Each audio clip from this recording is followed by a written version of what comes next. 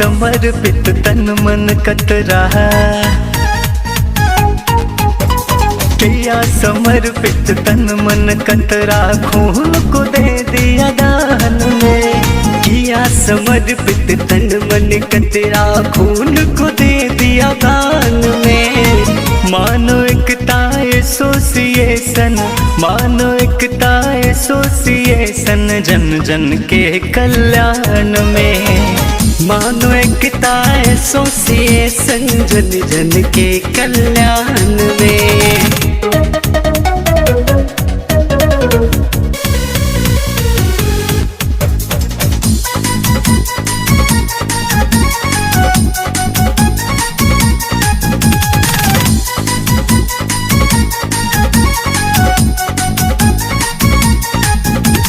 असहायों की करता मदद, ये गरीबों का रखवाला है। बुझ रहे दीपक को पल में ये बनाता ज्वाला है।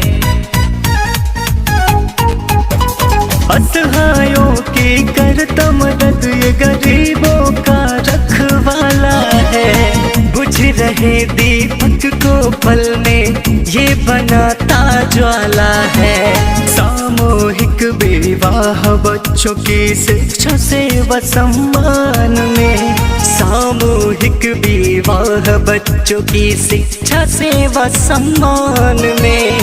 मानो एकता एसोसिएशन, जन जन के कल्याण में। मानो एकता एसोसिएशन, जन जन के कल्याण में।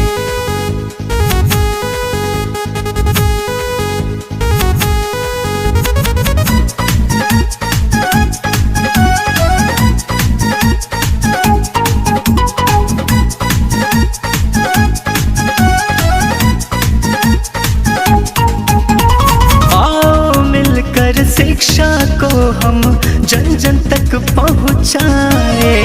नेक काम में एक होकर के इनका साथ निभाए। आओ मिलकर शिक्षा को हम जन जन तक पहुँचाए।